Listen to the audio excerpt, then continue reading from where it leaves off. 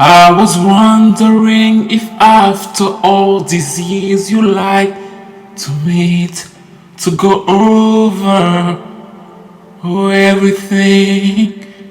They say the time's supposed to heal ya.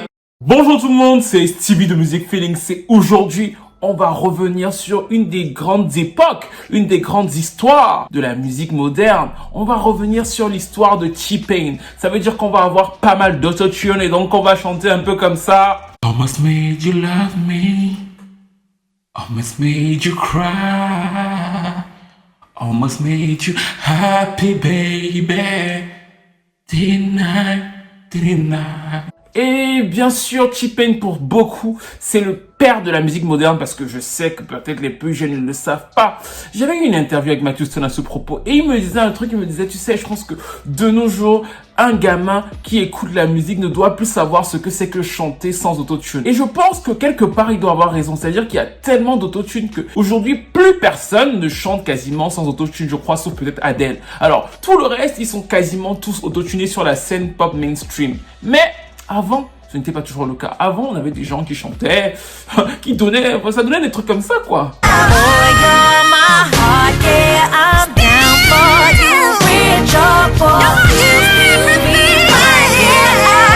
C'est-à-dire que tu sors de chez toi, tu donnes quelque chose. Et souvent, on dit que le shift, le moment où les os se sont séparés comme dans la Bible, ce moment-là, c'est l'apparition de T-Pain dans l'industrie du disque. Et en gros, on dit que donc T-Pain, c'est le père de la musique plus ou moins moderne. Comment ça s'est passé? Pourquoi ça s'est passé? C'est ce qu'on va voir dans cette vidéo. Mais surtout, dans cette vidéo, il va y avoir plus ou moins deux parties. C'est-à-dire que dans la première partie, on va aller sur la carrière de T-Pain. Et sur la seconde, il va y avoir une partie de bagarre où on va retrouver Jay-Z, R. Kelly, Trey Songz. C'est-à-dire que c'est bagarre générale, en fait, cette deuxième partie, avant de revenir sur une troisième partie pour la suite de la carrière de T-Pain.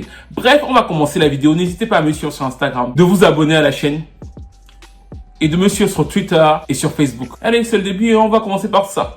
Ice cold, what's cooler than being nappy, bitch? Niggas kept the beat cause everybody love the nappy shit. And I ain't the type to be beating around the face and you ain't gotta hit the seat. Et là, vous venez de voir le bébé T-Pain, en fait. C'est-à-dire que c'est différent de nos American Babies habituels parce que c'est un petit, il est encore jeune et là, il rappe, en fait. À l'époque, il rappe parce qu'il vient d'une famille, d'une structure assez musicale, mais surtout, en fait, tout son entourage est très gangsta. À cette époque, il fait partie du groupe Nappy Heads et en fait, il est un des membres ou le membre polyvalent de la formation. C'est-à-dire que quand il faut monter sur le micro là, comme vous avez vu là-bas, il monte un peu ça. Et quand il faut chanter, c'est lui qui fait les refrains, c'est lui qui fait les hooks. Donc il fait un peu les deux dans le groupe. Et un jour comme ça, il s'amuse, il pose sur le remix d'une chanson de Akon, c'était Locked Up, et ça va donner ça. Ce remix va faire le tour de la toile, Akon va l'écouter et Akon va se dire il a quelque chose, donc Akon va décider de le signer. Mais au début, Akon ne veut pas signer T-Pain en tant qu'artiste. Ce qu'il remarque chez T-Pain, c'est quoi? C'est que T-Pain, he got the pen. Ça veut dire que T-Pain sait écrire. Donc du coup, il se dit que le petit sait faire des rimes. Et moi, je pense surtout que c'est même pas de l'écriture. C'est que en fait, T-Pain a un vrai sens mélodique en fait. C'est-à-dire que T-Pain trouve très facilement de vraies mélodies. Et c'est donc comme ça que Akon le signe et très rapidement, T-Pain commence à travailler sur des chansons qui sont donc logiquement destinées à l'album de Akon. La première était celle qui va le rendre lui célèbre. C'était ça.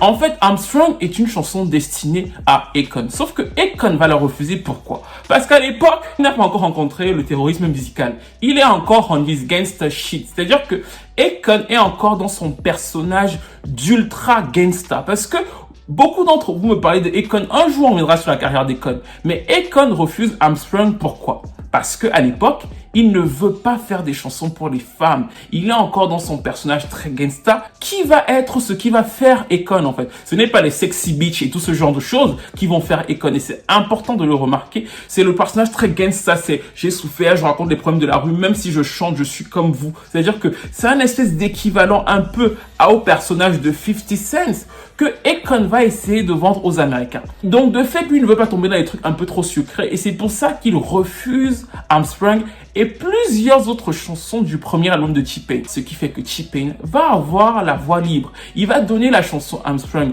à une présentatrice radio qui, elle, va la jouer et donc il va y avoir un engouement. Et très rapidement, on va assembler toutes ces démos pour faire son premier album. Mais le truc, c'est quoi? C'est que T-Pain, depuis le départ, il avait une frustration. C'est-à-dire que c'est comme quand vous êtes petit, là, vous avez une frustration. Moi, je me rappelle, j'ai grandi et tous les enfants jouaient au football. Et moi, j'étais nul au football, j'étais toujours gardien. Mais je jouais quand même et ça me frustrait à chaque fois. T-Pain, c'est un peu ça. C'est-à-dire que lui ne voulait pas être rappeur. Il a toujours voulu chanter. Et c'est pour ça que l'opportunité que Akon lui donnait lui plaisait parce qu'il pouvait chanter. Mais en même temps, il se disait que il fallait que son son soit différent des autres sons de tout le monde. Pour qu'il se fasse repérer, pour qu'il soit différenciable des autres, il fallait qu'il ait un truc en plus. Et ce truc en plus, c'est le fait d'utiliser le fameux auto-tune, c'est-à-dire que le modificateur de voix qui va lui permettre d'avoir ce truc que vous reconnaissez désormais chez T-Pain. Et là, vous vous dites, mais oui, mais qui a pu lui donner cette idée? À l'époque, sur la scène pop, l'autotune n'est pas très démocratisé en plus, parce qu'on vient en plus de l'ère du R&B. Et quand on dit R&B, you gotta sing, you gotta do those harmonies, tu dois apporter le truc, quoi. Vous avez déjà dit que le R&B, c'est les harmonies. Si quelqu'un écoute le R&B, n'écoute pas les backgrounds, il n'écoute pas les petits trucs comme ça.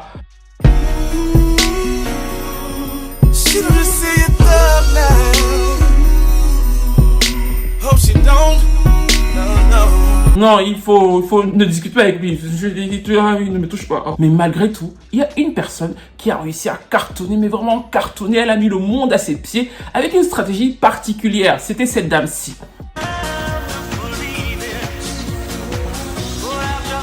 C'était le retour de Cher avec une voix totalement autotunée qui va prendre le monde entier de court et qui à 50 ans va lui donner un des plus gros succès de sa carrière avec donc Believe. Mais cette mode-là n'est que très peu suivie. Toutefois, c'est quelqu'un de particulier, une personne que vous connaissez qui va donner l'idée à T-Pain d'ajouter de l'autotune sur sa voix. Qui vous connaissez bien, qui est toujours un peu notre amie. Et oui, c'est elle, c'est...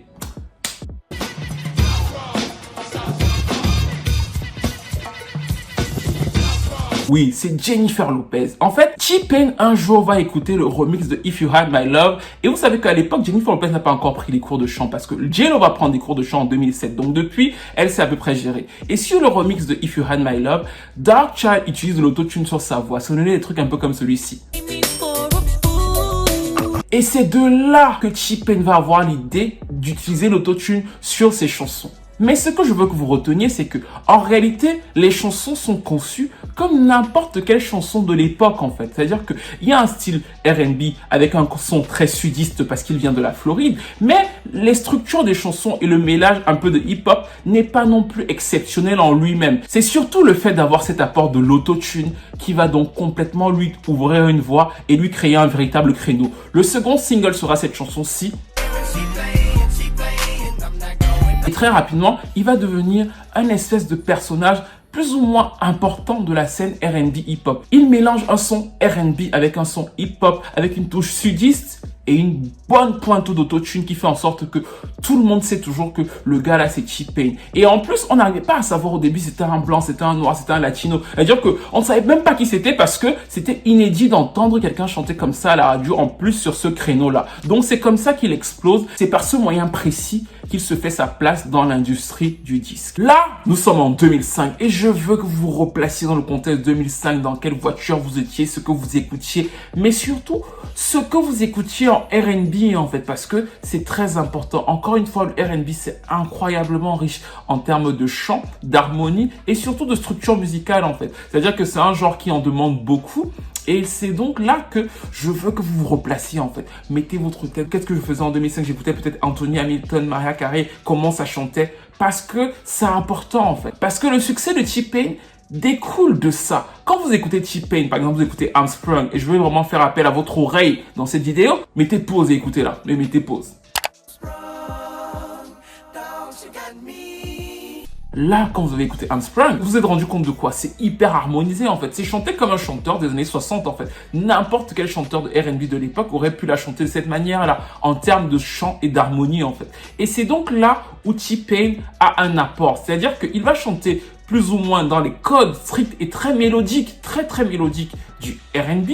Mais il va avoir souvent un son plus sudiste et une touche plus hip-hop. Et bien sûr, l'apport principal va être l'autotune. C'est ça qui va faire sa singularité. C'est ça qui va faire que l'album aura 1 million de ventes. C'est ça qui va faire qu'il va devenir une des signatures les plus en vue du label Deacon. C'est ça qui va faire qu'il va être recruté par Jive Records et qui va donc signer pour faire son deuxième album. Et son deuxième album va complètement matricer sa carrière. C'était ça le premier single qu'on kiffe tous.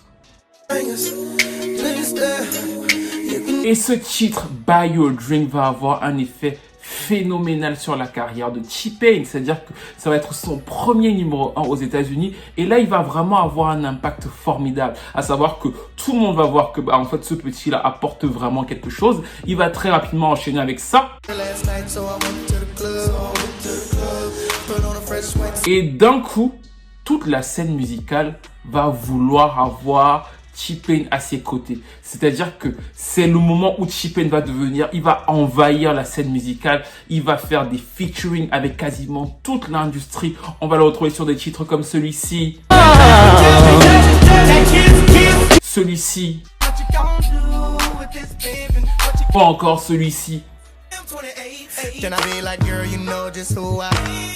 C'est-à-dire qu'à une époque, on n'en pouvait plus de T-Pain. En 2007, il était absolument partout. L'album Epiphany va être un succès commercial, mais en fait, on va voir T-Pain tellement partout que très rapidement, il va y avoir quoi? C'est que tout le monde va vouloir faire comme T-Pain. C'est-à-dire que tout le monde va donc vouloir utiliser l'autotune de cette manière-là. Et l'une des démonstrations les plus flagrantes du fait que tout le monde va vouloir faire comme T-Pain, c'était le retour de Snoop Dogg. Et Snoop Dogg avait sorti ce titre-ci.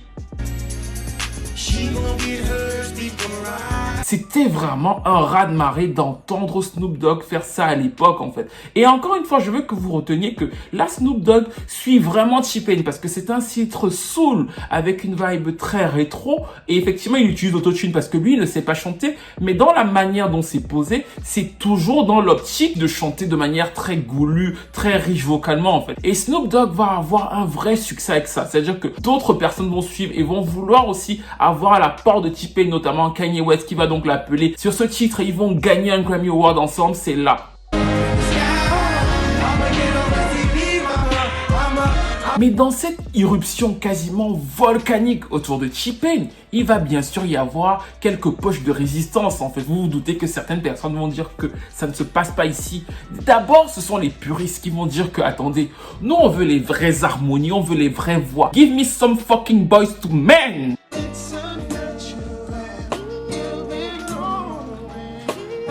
Votre gars, là, on n'est même pas d'abord sûr qu'il sait chanter. On n'est pas sûr qu'il lave ses dreads et ses prestations sont souvent un peu bizarres, en fait. Parce qu'au début de sa carrière, T-Pain a des petits problèmes avec l'alcool. D'ailleurs, au début, il a des petits soucis avec l'alcool et certaines interviews étaient un peu... Et ça va donc donner des arguments à ce clan-là de dire que ce gars-là, c'est un peu un fake. On ne voit pas trop où il veut aller. C'est une imposture, en fait. Donc, il va y avoir le camp des puristes qui ne va pas vouloir le T-Pain. Le deuxième truc, c'est que T-Pain va principalement vendre sur son second album, quoi? Les club songs. Et dans la vidéo sur Montel Jordan, je vous ai souvent dit que c'est très difficile dans ce créneau-là précis de vendre énormément d'albums avec des club songs. Donc, du coup, de fait, il est un peu limité sur des ventes extraordinaires d'albums. Il va pas te faire des 10 millions, il te fait des 1 million 5, 1 million 6 parce que c'est des chansons pour du club. Donc du coup, ça fait kiffer ce genre de choses, mais ça ne touche pas le cœur. Voilà, vous savez que quand ça touche le cœur, ils vont acheter en masse. C'est pas ça qui les déplace en foule pour aller acheter ton album. Donc de fait, il est un peu limité sur cette partie-là. La troisième partie qui va commencer donc à grappiller un peu sur le succès de T-Pain, c'est que bien sûr, comme je vous ai dit, tout le monde va commencer à faire comme lui, y compris les gens avec qui il collabore. C'est-à-dire que, bien sûr, il va collaborer avec Mariah Carey, Britney Spears, avec Florida. D'ailleurs, la chanson avec Florida a été destinée à la base à Nelly et qui a refusé. Paul Wall aussi a refusé. C'est-à-dire que tout le monde voulait plus ou moins du T-Pain. D'ailleurs, lui, il me dirait que c'était comme la soupe populaire. C'est-à-dire qu'il était comme le Jésus de l'époque. Tu viens, je te donne un tube, je te donne un tube. Tout le monde voulait un de ses hooks. Mais de l'autre côté, tout le monde aussi va commencer à faire comme lui. Donc, en 2008, quand il va entrer dans les 2008, ce qui se passe, c'est qu'il n'est plus aussi fort. Il a été surexposé. Et son impact commence à diminuer. Il lance toutefois son troisième album avec cette chanson-ci.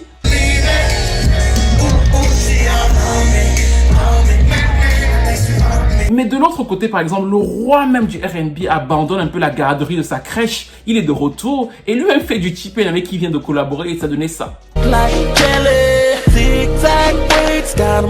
Ce titre ne va pas marcher pour R. Kelly, d'ailleurs il va annuler l'album, mais ce qui est intéressant c'est que vous allez voir que en fait quand vous allez l'écouter ça sonne exactement comme du T-Pain, mais c'est logique parce que T-Pain lui-même s'inspirait beaucoup du placement vocal de R. Kelly, du placement vocal très R&B hip-hop de R. Kelly sur Bartender et Buy You a Drink. Si vous écoutez bien les titres, vous allez reconnaître un peu le côté très hip-hop de R. Kelly, donc de fait quand R. Kelly lui-même a pris l'autotune, les deux sonnaient un peu pareil. Et donc là encore j'attire votre attention sur quoi? C'est que la particularité de T-Pain commence petit à petit à disparaître, en plus du fait que comme il est hyper exposé, bah en fait ça devient de moins en moins intéressant d'aller acheter un album à lui. D'ailleurs il y a une rappeuse actuelle qui vit ça, c'est-à-dire qu'elle a été hyper exposée, elle a fait des feats un peu partout et d'un coup elle se rend compte que ça commence à grappiller sur sa popularité réelle, donc de fait elle se retire et se dit que oui je vais m'occuper des enfants, je reviendrai vous proposer un single bientôt et tout. Vous voyez de qui je parle?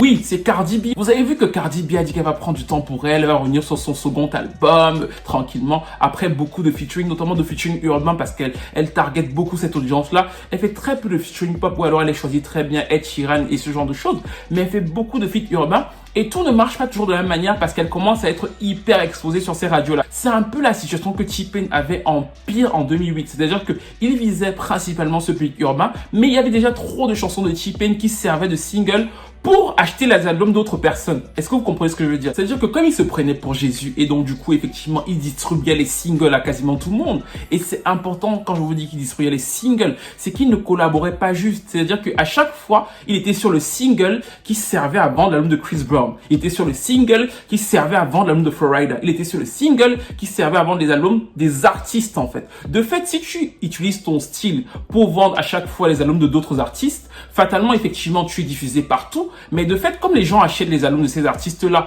ton style même, quand on va voir un album de T-Pain, bah, il y aura moins d'engouement à aller acheter un album de T-Pain. C'est comme ça, en fait, que T-Pain va perdre peu à peu d'impact avec son album de 2008 qui s'appelle Three Kings. Il est tellement exposé que les gens n'ont plus aucun intérêt à aller acheter un album de T-Pain, vu qu'on a T-Pain absolument partout, en fait. C'est-à-dire que Lil Kim sort de prison, elle est en duo avec T-Pain.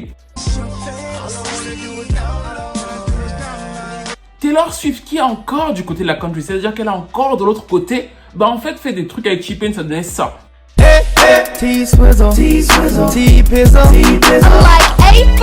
Il va même réussir à avoir un trio avec la plus grande pop star de tous les temps et Usher, c'est-à-dire que oui, il y avait un trio entre T-Pain, Usher et Michael Jackson.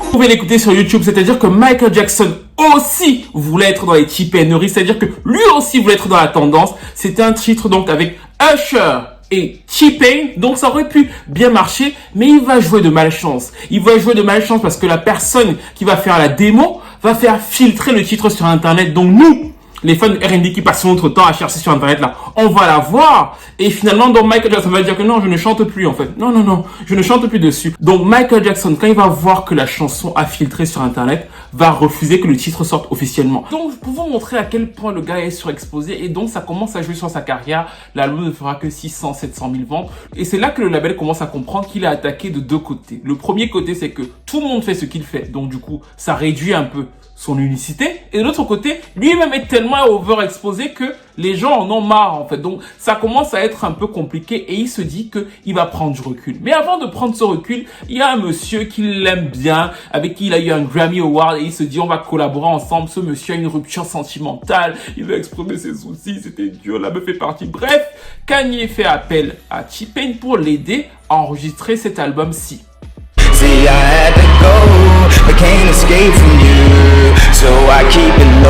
Vous vous rappelez de la vidéo sur 50 Cent, parce que si vous ne l'avez pas vu, il faut aller la voir tout de suite parce que cet album va avoir un impact immense sur le rap game. Et ce qui est intéressant, c'est que Kanye fait appel à T-Pain pour l'aider à utiliser l'autotune. T-Pain y va et finalement ça va pas très bien se passer, c'est-à-dire qu'ils vont avoir un petit clash, ça va donner des trucs comme ça. They all got their own production setup, and it's just like that many people telling you that idea that you came up with is whack, but all in unison at a real nice tone to it. And you don't want that. Et ça fait quand même un peu peur de voir ça. Tu te dis, ça donne un côté un peu barjot de Kanye. C'est-à-dire qu'en studio, tu es pas d'accord avec lui, tout le monde t'attaque. Ça fait un peu petite armée, quoi. Bref, donc il aide Kanye pour faire cet album. Et pour moi, dans un sens, il aiguise le couteau qui va entraîner sa chute. Et il commence donc à ralentir son volume de production pour être moins présent et avoir donc plus d'impact. Sauf que, en 2009, quand on entre dans l'année 2009, il va se passer quoi? Il va se passer que il y a un rappeur qui est d'ailleurs très ami à Kanye, qui va sortir de chez lui et dire que ouais bah j'en ai marre de ce que vous faites là. Ça s'appelait Death of Autotune et c'était Monsieur Carter, ça donnait ça. You boys are singing too much. Get back to rapping, T-Pain too much. Et donc là, nous sommes en 2009. Jay-Z était en studio avec Kanye West et il a eu une illumination, c'est-à-dire que Dieu est venu, il a enregistré de Blueprint 3 et Dieu lui a dit l'autotune doit cesser en fait. Donc Jay-Z s'est dit il faut que je dise à tout le monde que c'est fini l'autotune. Donc il a enlevé tous les morceaux autotunés de son album, parce qu'il y avait déjà des morceaux autotunés dans son album. Il a dit allez j'enlève ça et je porte la bonne nouvelle à tout le monde. Et ça donnait ceci dans le texte, parce que le texte est important. Ceci est l'anti-autotune, mort de la sonnerie. Ceci n'est pas pour iTunes ni pour les chanteurs mécaniques. Je suis Sinatra à l'opéra, vous voyez le genre? Je suis Sinatra à l'opéra, ramenez-moi une blonde, de préférence avec un gros cul, que je puisse chanter une chanson. Non, ceci n'est pas politiquement correct. Cette chanson risque d'offenser mes connexions. Mon rap n'a pas de mélodie et il n'est pas sucré. Et je veux que vous reteniez cette phrase-ci. Mon rap n'a pas de mélodie, il n'est pas sucré. Non seulement elle va vous être utile dans cette vidéo, mais dans plein d'autres vidéos en fait. C'est-à-dire qu'à ce moment précis, c'est ce que Jay-Z dit. Ceci devrait pousser les niggas à sortir et à commettre des infractions majeures. Et là, il se prend quasiment pour un prophète quoi. Libérez-vous de vos chaînes ou alors je le ferai moi-même. Je suis un mec de Brooklyn et je sais que nous sommes en période de dépression, mais la musique que vous faites va créer The Great Depression. D'ailleurs, The Great Depression, c'est une référence à DMX et j'ai jamais su comment la prendre, si c'était une bonne ou une mauvaise référence. En tout cas, il la balance et ça c'est que le premier couplet. Parce que du coup, dans le reste de la chanson, il y va. Ceci n'est pas une chanson qui se classera à la première place des charts. Ceci est une agression avec une arme dangereuse. Ceci est pour Flex ou pour Mr. C. Je veux que vous vous sentiez menacés. Et là, il menace donc les DJ américains, les DJ des radios rebelles en mode « Je veux que vous vous sentiez menacés. Arrêtez de jouer les chansons avec l'autotune. » Après, il dit « Arrêtez-vous les mecs de chanter. Arrêtez de vous T-Painiser. » Donc, il cite T-Pain, mais il ne s'arrête pas là. Mais là, c'est encore plus drôle. C'est-à-dire que, rappelez-vous, il a fait cette chanson en studio quand il était en train de parler avec Kanye West. Donc, il continue et il dit ceci. Il attaque maintenant les textes des rappeurs.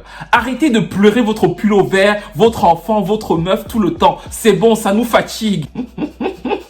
Quand on voit l'album que Kanye West venait de sortir, c'est pas mal venant de son meilleur ami de nous dire ça. Mais il continue.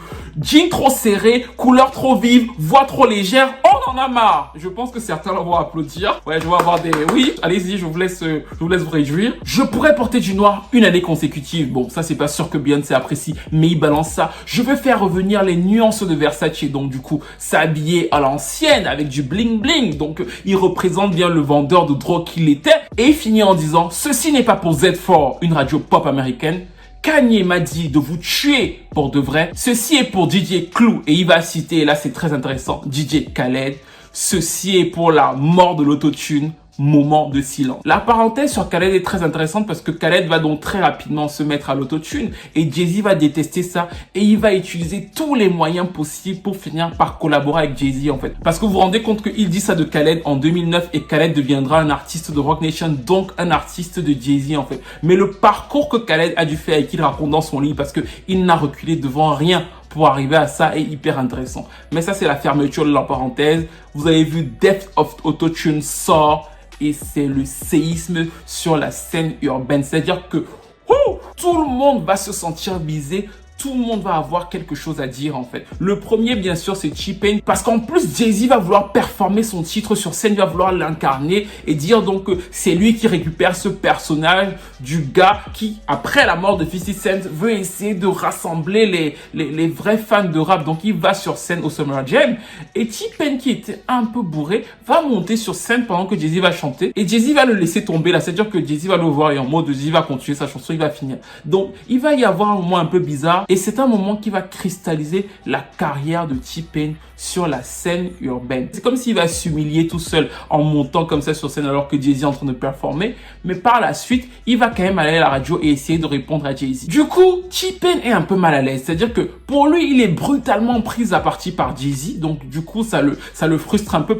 I mean, at first it was baffling, man. It was just like, man, what did I do? I didn't mean to do it. I'm sorry, Jay. I'm a real big fan of Jay. Un peu parce que c'est lui qui a plus ou moins ramené ce mouvement. Même si Jay-Z parle de la scène rap, il se sent particulièrement visé. Les gens lui disent que en fait, si on dit arrête de te chipéniser au rappeur, ça veut dire que ce que tu fais n'est pas bien. Donc du coup, il le vit un peu mal et il va essayer de lui répondre aussi sur scène et il va balancer ceci.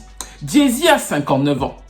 Et je trouve ça très drôle parce que Jay-Z à l'époque n'a que 39 ans en fait. Donc du coup il vieillit un peu Jay-Z. Mais il y a toujours une espèce de bataille sur les âges des carters. Je sais pas si vous connaissez l'interview de Monica et de Wendy Williams à la radio américaine en 2000.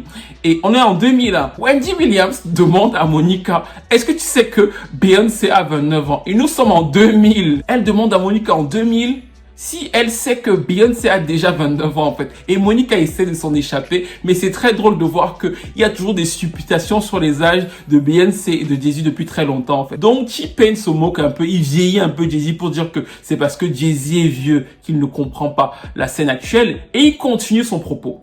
Je ne pense pas qu'il ait le droit de dire que c'est fini parce que je ne suis pas ici pour prêcher, je ne suis pas ici pour faire un sermon, je suis ici pour m'amuser. Maintenant, mesdames et messieurs, je vous donnerai la capacité et le droit de me botter le cul si vous voyez Jay-Z faire ça. Mais je veux juste clarifier quelque chose. Est-ce qu'il y a des fans de Jay-Z dans la salle? Et donc du coup, à ce moment précis, sur ce footage-là, personne ne répond. Et donc il continue en dit, mais vous ne me voyez pas dire que le rap est mort, même si tous les rappeurs veulent faire du T-Pain. Donc T-Pain répond aussi à Jay-Z et il muscle le dos. Sauf que je vous ai dit que cette période-là, ça devient la bagarre générale parce que tous les vrais hip-hopeux vont sortir de chez eux pour dire que on soutient Jay-Z. Fabulous va sortir son remix de Death of Autotune en disant que Jay-Z dit exactement tout ce que nous tous on pensait. C'était ça. The track was a great statement record for how a lot of people felt.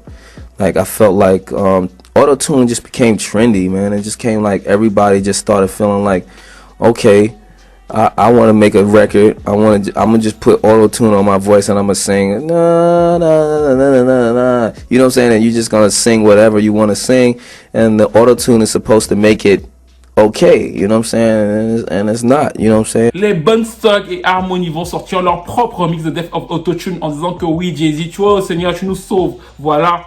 I put you in ICU. ICU is not original. It's pitiful niggas ain't lyrical. Give me that deal. Give me that miracle. Royce Da va sortir son propre mix de Death of Autotune. C'est-à-dire qu'en fait, tous les vrais hip-hopeux là vont dire qu'on soutient Jay-Z. Donc il va y avoir une espèce de poussée autour de ce remix-là de la part de personnes qui aiment vraiment le rap. Mais ça ne va pas être suivi par tout le monde. C'est-à-dire que The Game va suivre T-Pain en disant que Jay-Z n'est qu'un vieux qui ne comprend rien à l'évolution du rap. Et ça donnait ça.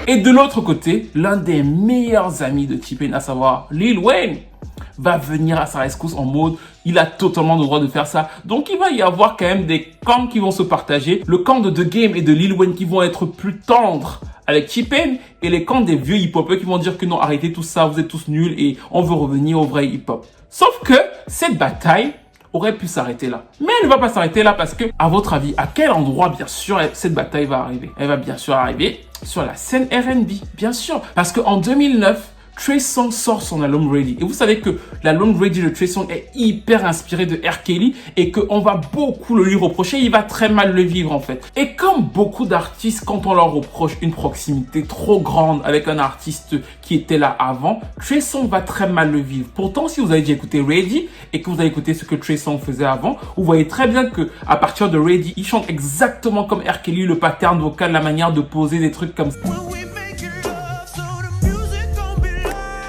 C'est-à-dire qu'il revient vraiment à un style très 12 play en fait. Et beaucoup de gens, encore une fois, vont le comprendre sur la scène musicale et ça va être très commenté. Lui, de son côté, va vouloir faire ce que j'appelle tuer le père en fait. En général, les artistes dans ce créneau-là, quand on reproche trop une grosse influence d'un artiste très connu ou très populaire, tu commences à te retirer ou à dire que tu ne le connais pas en fait. C'est ce que Ariana Grande faisait avec Mariah Carey. C'est-à-dire que vous vous rappelez que Ariana Grande ne citait pas Mariah Carey dans ses influences. Elle lui faisait le... Die kenne ich nicht. C'est-à-dire qu'elle lui faisait ça à elle-même en fait, en mode je la connais pas parce qu'elle savait que l'influence était déjà trop grande. Donc du coup, tu évites cette influence-là. Trey Songz va aller plus loin, c'est-à-dire que lui il va commencer à attaquer R. Kelly pour montrer que lui il est vraiment très fort et il va remixer le titre de Jay-Z Death of Autotune en disant Death of Autotune Cares. Parce que comme R. Kelly avait commencé à utiliser Autotune un peu comme Trey Songz, il va lui dire toi tu utilises Autotune, tu devras arrêter et c'était ça. Trey Songz coming, where Kelly at? Why be indirect? I think he feeling that. Et ensuite, lors des BET Awards, où on lui reprochera sur scène de s'inspirer de R. Kelly, sur le tapis rouge, il dira ceci. It was on my mind, and I feel like R. Kelly's ingenious, and I feel like he's not doing what he's been doing. I feel like he's not as urgent as he has been, and I feel like he's slouching in his throne. Et là, j'ai une question. Est-ce que quelqu'un vous a déjà lavé sans vous toucher? C'est-à-dire que quelqu'un vous a déjà frotté, lavé, brossé sans jamais vous toucher. Parce que c'est ce que R. Kelly va faire à Trey Songz. C'est-à-dire qu'on va le laver, brosser, nettoyer, linger sans jamais le toucher. R. Kelly va faire une célèbre interview d'environ 5, 6, 10 minutes où il va parler de Trey Songz sans jamais le citer. Ça donnait ça par exemple. When an artist starts to tell a person that has been hot for 20 years in the business and still hot, still producing and still writing with, Grammys and every award that you can imagine that they've won, and you haven't won any, and you start giving your opinion, you will end up looking bad, to anybody that's smart or have any kind of sense. C'est-à-dire qu'il va prendre la tête de Trey Songz, il va jouer au pinball avec poup, poup, poup, poup. Il va jamais acknowledge que je sais même qui est Trey Songz en fait. C'est-à-dire qu'il va refaire un Die kenne ich nicht. Et ceci, c'est pour vous montrer le climat de l'époque en fait. C'est-à-dire que les anti et les pro-autotune. On va pas revenir aujourd'hui sur la petite bataille entre R. Kelly et Trey Songz parce que Trey Songz finira par s'excuser, dire que c'est son idole et il fera même une chanson hommage avec Chris Brown à R. Kelly, ça donnait ça.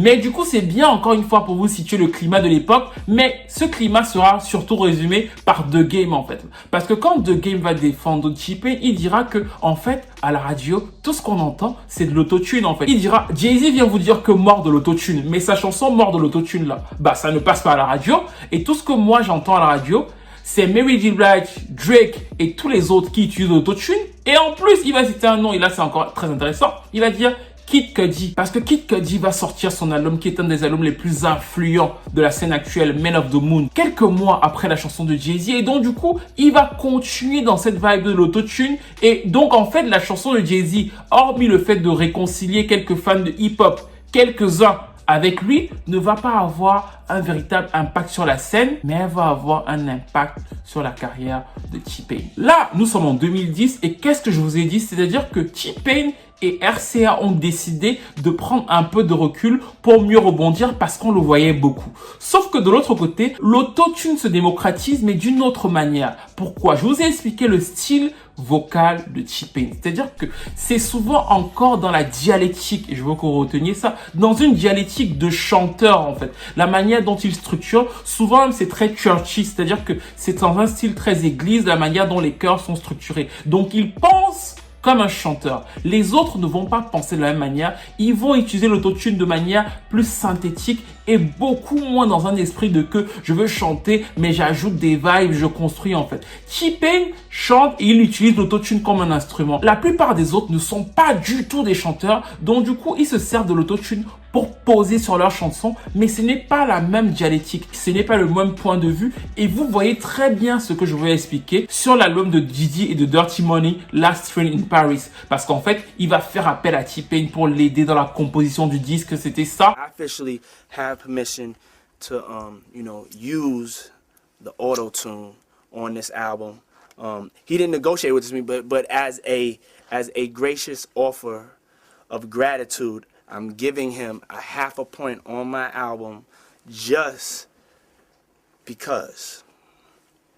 Il va lui donner une partie des royalties et vous allez écouter cet album, vous allez voir qu'effectivement il est très autotuné. Mais il est très autotuné sur une base toujours très chanté en fait. C'est-à-dire qu'il faut chanter, il faut harmoniser, il faut structurer. Même quand vous rappez, vous avez énormément d'adlibs très structurés. Et je trouve que ce disque est un des plus réussis du travail de direction artistique de T-Pain. Parce qu'en fait, il est avec un très grand directeur artistique. À savoir que Diddy, c'est vraiment un très grand directeur artistique qui le pousse encore plus dans sa méthode. Et vous le voyez dans plusieurs titres de cet opus. C'est-à-dire que ce ne sont pas des non-chanteurs qui utilisent l'autotune pour se faire voir ou alors pour avoir un style un peu indé en fait.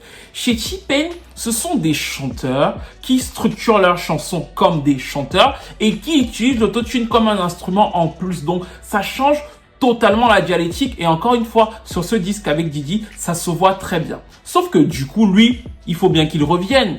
Et il va revenir donc en 2011. En 2011, je veux que vous voyez déjà la scène. Kid Cudi est là, Drake est déjà installé, l'autotune est un peu partout et T-Pain revient. T-Pain revient et en plus, il a un handicap, c'est-à-dire que Convict Music n'est plus du tout au top de sa forme et donc c'est un label qui était populaire mais qui ne l'est plus. C'est vraiment RCA qui gère vraiment le disque et le président de RCA, à savoir Peter H, un nom que vous devez encore retenir, à l'époque leur dit quoi? Il leur dit que je veux que tout le monde aille en pop parce que c'est lui qui fait aller Pitbull en pop parce que à la base Pitbull est un vrai rappeur, vous vous en souvenez? Bah, c'est lui qui décide qu'il faut raser Pitbull et tout et que Pitbull doit faire de la pop et commencer à faire des On The Flowery. Et il dit à Chris Brown et à T-Pain de faire pareil en fait. C'est lui qui va prendre ses décisions pour les trois artistes en même temps. Et quand il va prendre ses décisions vont plutôt bien marcher pour Pitbull parce qu'il sera avec Jennifer Lopez un peu partout. Chris Brown va plus ou moins passer entre les mailles du filet. Mais T-Pain, ça ne va vraiment pas passer parce que l'album avec ses singles-ci... Hey, it's 5 o'clock in the morning, and I want you, you want me. Ou encore le duo avec Nio, c'était ça. L'album va nous faire une Magali Vaé, c'est-à-dire que échec brûlant, moins de 100 000 ventes. Et lui-même va expliquer qu'il n'arrivait pas à faire de concert avec ce disque-là, tellement son public urbain n'avait totalement pas suivi cette transition plus pop que Peter H avait préconisé pour lui. Et là, on aurait pu se dire, bon, c'est pas très grave. Il peut continuer à faire les hooks ou les refrains des chansons des rappeurs. Mais là encore, il va manquer de bol parce que il va y avoir ce gars-ci. Et Future va vraiment ramener quelque chose dans la manière dont il va poser. Parce que lui, il ne pose pas comme T-Pain. T-Pain a cette obsession de dire qu'il faut que je chante, machin. Future va avoir un apport mélodique dans un chant très mécanique. Et c'est ça sa grande force. Et d'un coup, il va hasbiniser encore plus les hooks de T-Pain. Parce que dès que l'autotune se répand partout et que là, c'est un autotune très mécanique et qui n'est plus dans une conception de chant, bah T-Pain est complètement à la rue. Et c'est ce qui va se passer à partir de ce moment-là. Future va prendre un peu sa place sur les hooks des rappeurs afin de s'installer lui un peu tard dans une carrière solo. Et lui, il va tomber dans une totale dépression. Il va même nous faire une Britney Spears. I woke up crying. My wife was like, "What were you dreaming about?" Because you was just crying in your sleep. I don't know what was happening. You know, it was just, I woke up like, I'm going to go do this today. Donc oui, il va venir déprimé, il va raser ses cheveux. Et c'est aussi à cette époque-là qu'il va ressentir le besoin de dire aux gens que je sais chanter, c'était ça. Baby girl, what's your name? Let me talk to you. Let me buy you a drink. J'ai toujours trouvé ce besoin en réalité très inutile en fait. Parce que si vous écoutez bien T-Pain depuis le départ, comme je vous ai dit, vous entendez que c'est un chanteur qui utilise l'autotune en fait. Ce n'est pas du tout la même dialectique qu'un Kanye West qui, quand il utilise l'autotune, vous entendez bien que c'est quelqu'un qui ne sait pas chanter, mais qui l'utilise à des fins artistiques en fait. Ça n'a absolument rien à voir et c'est donc comme ça que T-Pain va mourir parce que la plupart des gens se disent que oui, il était l'inventeur de l'autotune sur la scène mainstream. Comme je vous ai dit, oui, c'est lui qui a apporté ça, mais il l'a apporté dans une dialectique de chant. Il ne l'a pas du tout apporté de la même manière que Kid Cudi et Kanye West vont l'utiliser et totalement implanter quelque chose d'autre sur la scène qui va être repris par Drake ou encore des Travis Scott. Depuis, il a essayé de revenir à plusieurs reprises, notamment en 2017 avec ça. Mais vous allez voir qu'il a énormément de mal à se positionner. Regardez, par exemple, quand il veut faire de la trappe, ça donne ça.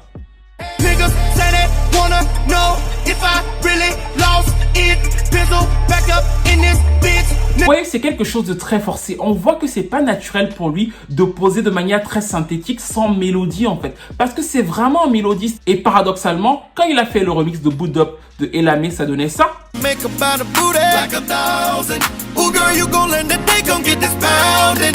I'm not finished, I'ma hit it in the shower. So get that thing to the booty, ready to get into it, I'm out here, babe. Là, vous voyez qu'il reprend exactement T-Pain en fait. Il est totalement épanoui. Il revient dans un chant très old school. Si vous écoutez ce remix, vous allez voir encore le lien que je vous faisais avec R. Kelly. On a l'impression que c'est un remix que R. Kelly aurait pu structurer il y a 10 ou 15 ans en fait. La manière dont les patterns vocaux sont faits, c'est exactement ça. Et donc ça, c'est une des principales causes de la chute de la carrière de T-Pain. Parce que oui, le gars mal investi s'est retrouvé ruiné comme nous tous. Ça donnait ça. When you say you was broke, was you had like $0 broke? I like had to borrow money to get my kids Burger King. Wow. Yeah. After having, what's the most you ever had in the bank at one time? 40 million. Jesus Christ. En plus, à sa grande époque, il faisait des featuring gratuits.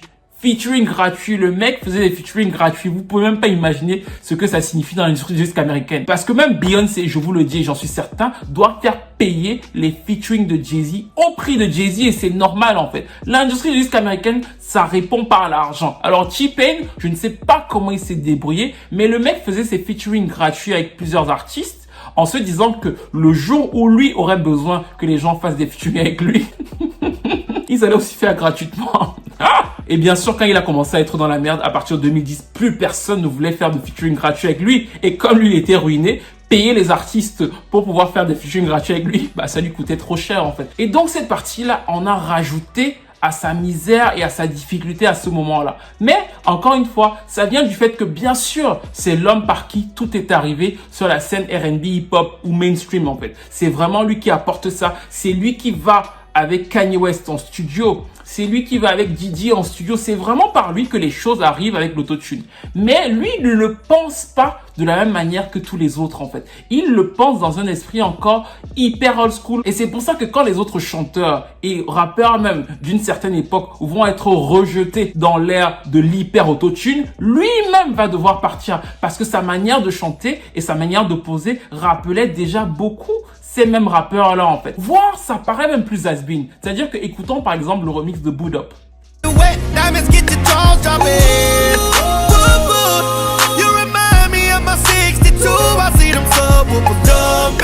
Bah en fait, quand vous l'écoutez, ça sonne hyper 2007. Ça ne veut pas dire qu'on n'aime pas, on aime bien, mais ça vous ramène totalement en 2007. Alors que les chanteurs de R&B et certains rappeurs, qui sont aussi pour beaucoup à la rue à cause de l'autotune, bah en fait, ont quand même le truc que la vraie voix, le vrai flow, ça reste quand même un peu intemporel en fait. Alors que T-Pain, ça rappelle une époque très précise et donc du coup, ça le réduit à un certain cercle. C'est pour ça qu'il a voulu rechanter et qu'il a notamment fait cette émission-ci. Mais sa difficulté reste la même. Il a essayé, personne ne veut aller acheter T-Pain qui chante. Donc du coup, il est passé dans une émission télévisée pour remontrer qu'il chante, pour proposer ensuite un album autotuné un peu old school, new school. Et là encore, il y a encore moins de public pour ça en fait. Parce que les jeunes vont préférer Travis Scott ou Future.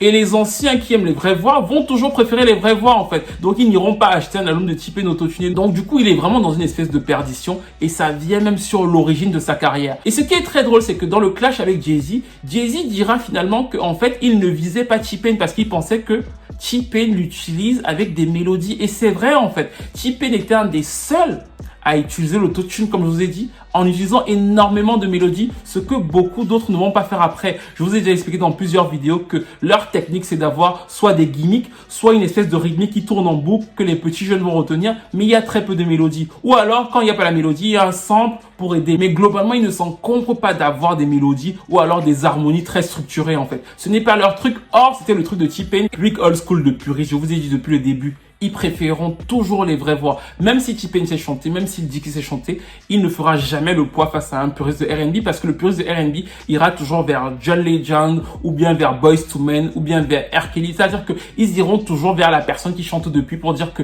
on suit cette personne-là, même si j'ai chanté, c'est bien.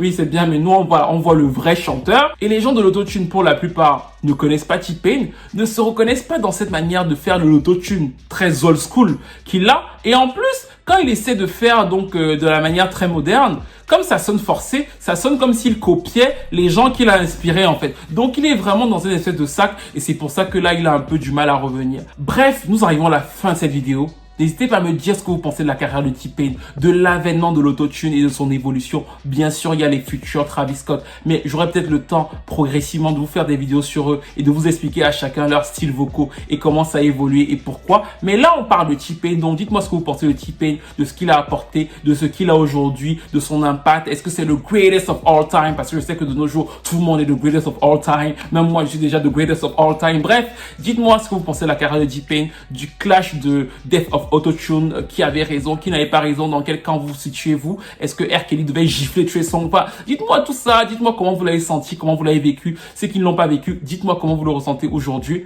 Et bien sûr, n'hésitez pas à vous abonner, à liker, à commenter, à partager. Et j'ai déjà hâte de vous retrouver pour une nouvelle vidéo. Ah oui, et n'oubliez pas de participer au Tipeee parce que vous savez que comme j'ai des extraits musicaux, dans chaque vidéo, elles sont démonétisées. Donc, vous pouvez participer soit au Tipeee, soit au Utip que j'ai mis en bas. Et bien sûr, soutenir le blog parce que je prépare des petites choses pour nous faire évoluer très bientôt. Allez, à la prochaine. Tell me what I gotta do to please you. Baby, anything you say, I'll do. 'Cause I only wanna make you happy. From the bottom of my heart, it's true.